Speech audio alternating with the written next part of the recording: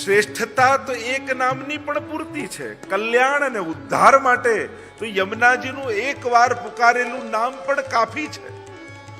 પણ જ્યારે આ જીવવાને સ્વાદ લાગે છે ને, ત્યારે એને તૃપ્તિ થતી નથી. અલૌકિકતા એ અતૃપ્તિ આપે છે, લૌકિકતા તૃપ્તિ આપી દે.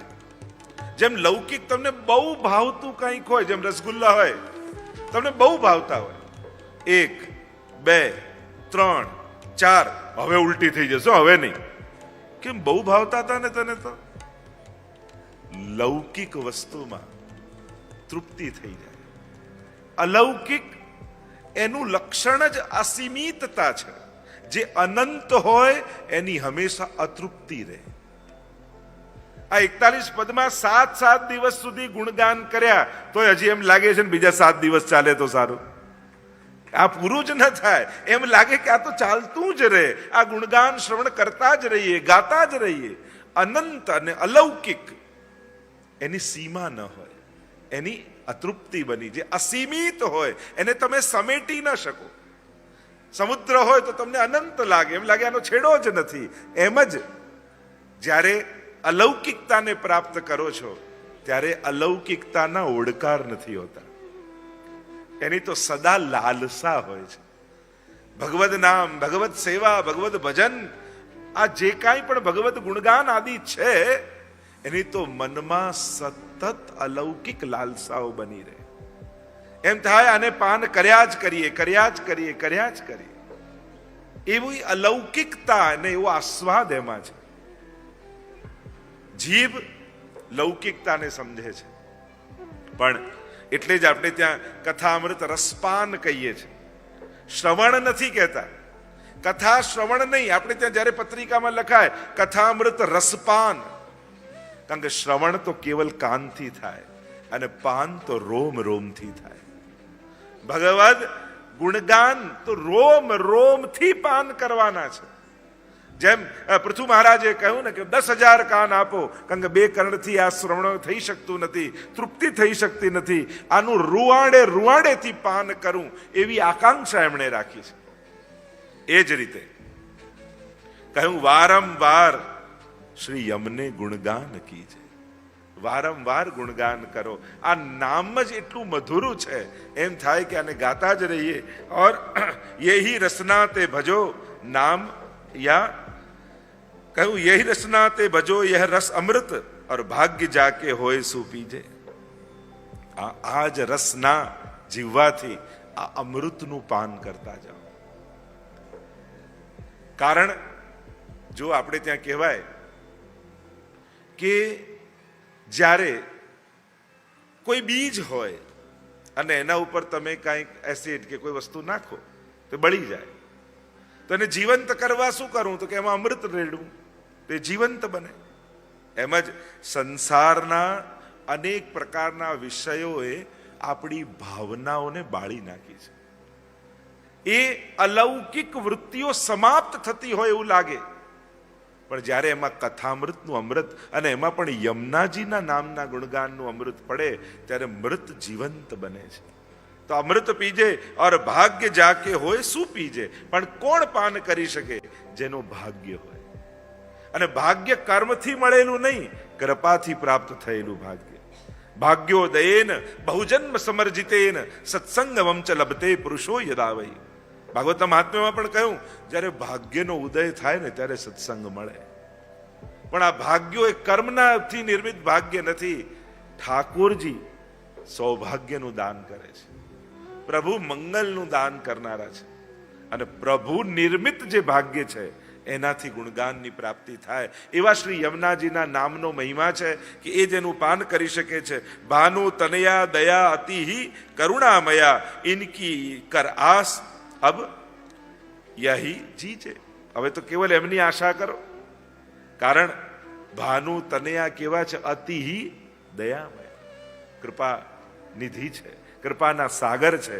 એ જ એવા કૃપાળુ છે જે સાધારણ જીવને પણ ઉત્તમમાં ઉત્તમ ફળનું દાન કરનારા છે. થોડી શીઘ્રતાથી આપણે દર્શન કરીશું. ચતુર્ભુજ દાસ કહે સોહી પીએ પાસ રહે, જોઈ શ્રી યમુનાજી કો જો લીજે. જે કોણ ઠાકોરજીની પાસે રહી શકે છે? જેણે શ્રી યમુનાજીની સાથે લીધું છે, યમુનાજીના નામ લીધા છે, યમુનાજીનું સાનિધ્ય લીધું છે. એમ કહેતા ચતુર્ભુજ દાસ પોતાના પદને વિરામ આપતા હવે 16મા પદમાં પ્રવેશ કરતા ચતુર્ભુજ દાસજી પોતાના 4 પદોમાંના અંતિમ પદમાં શ્રી યમુનાજીની પરમ કૃપાને ગાય છે. અને પરમ કૃપા કરીને યમુનાજી કઈ કૃપા કરે? ભગવાન રાજી થાય તો 2 પ્રકારની કૃપા કરે. એક સાધારણ કૃપા, બીજી વિશેષ કૃપા. ભગવાન સાધારણ કૃપા કરે તો ભક્તની ઈચ્છાને પૂરી કરે, અને વિશેષ કૃપા કરે ત્યારે ઈચ્છાઓ જ પૂરી કરી નાખે. પછી ભગવાન સિવાયની સર્વ કામનાઓને ભગવાન સમાપ્ત કરી દે છે. ઈચ્છા જ રાખી. ભગવાન પાસે માંગવું જ હોય ને તો માંગો, પણ કંઈક મોટું માંગો. અને મોટામાં એ કહું છું કે એવું માંગો કે જે ભગવાન સિવાય બીજું કોઈ ના આપી શકતું હોય.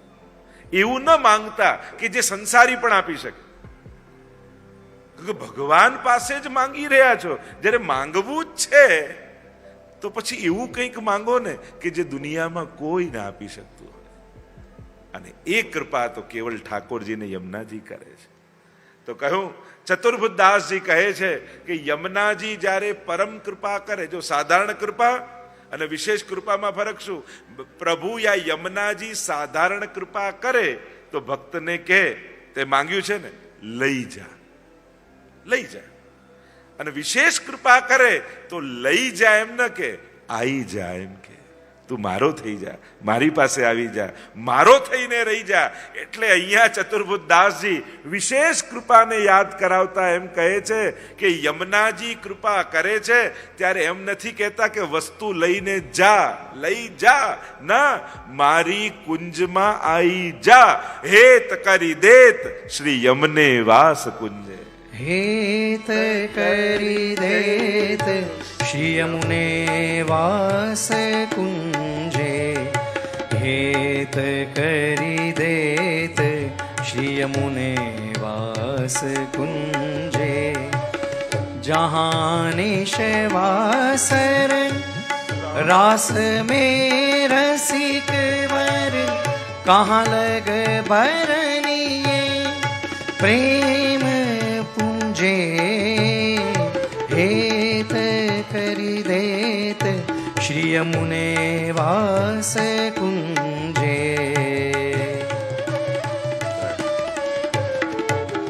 थकित सरितानी थकित व्रज वधुभी कौन धरत धीर मुरली सुनी जे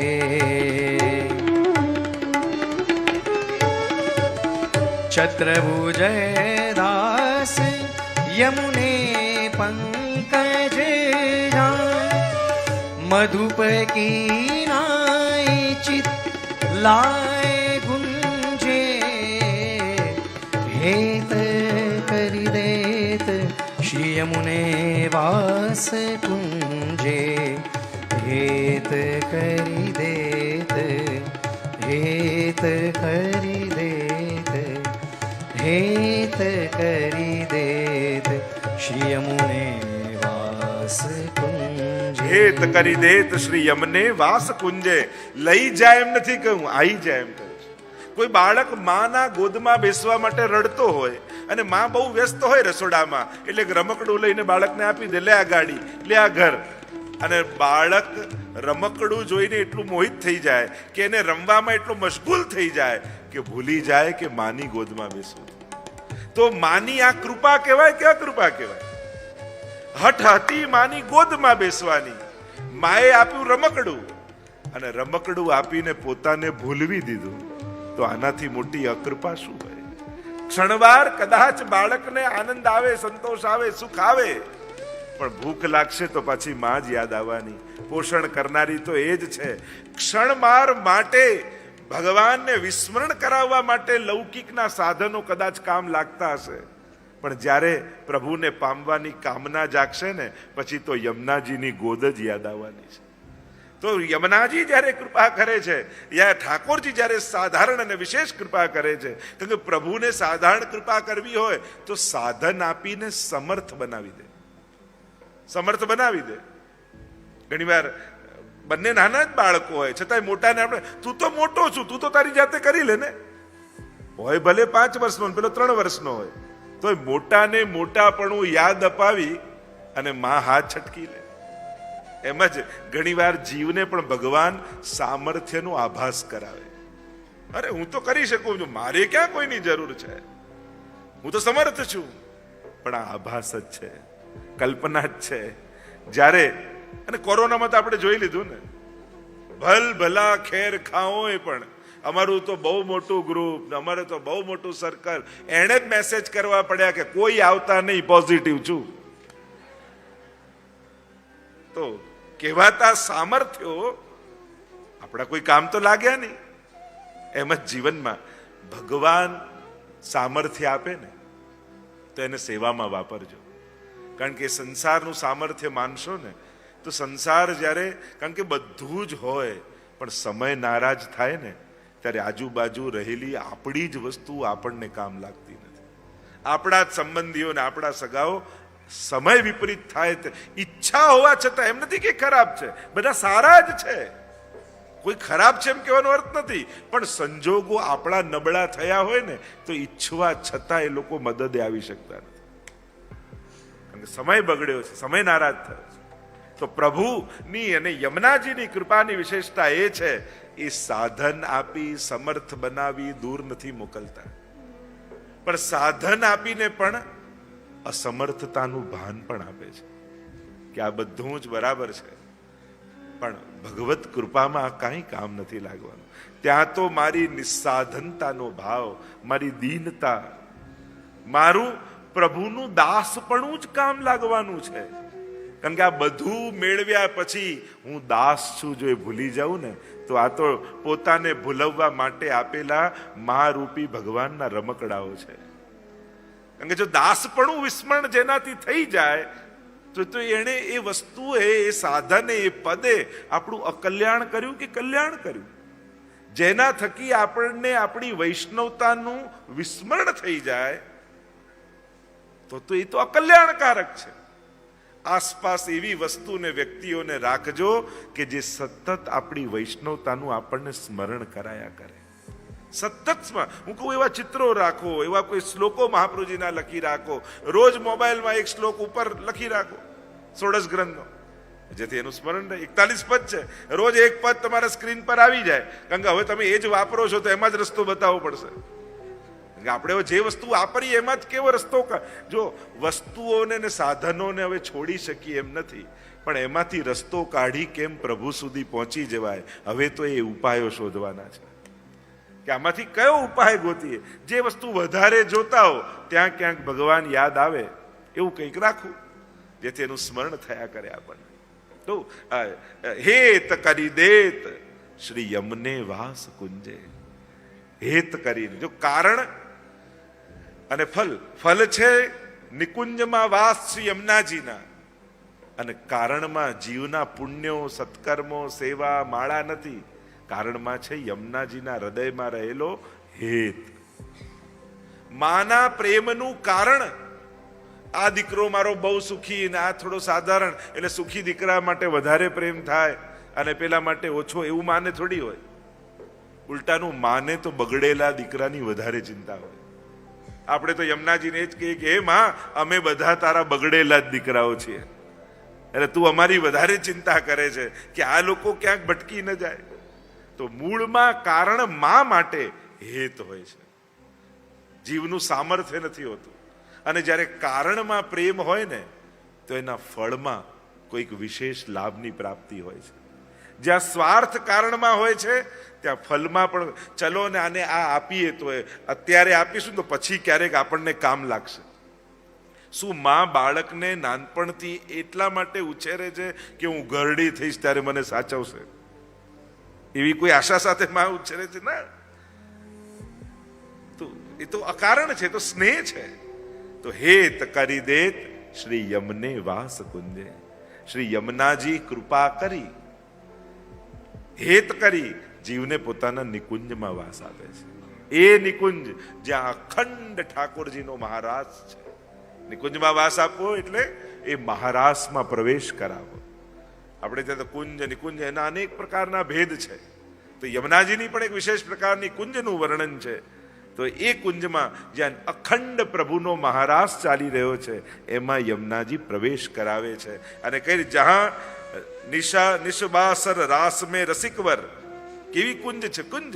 યમુનાજીની કુંજ એટલે વૃંદાવન, આ બ્રજ એમની કુંજો જ છે.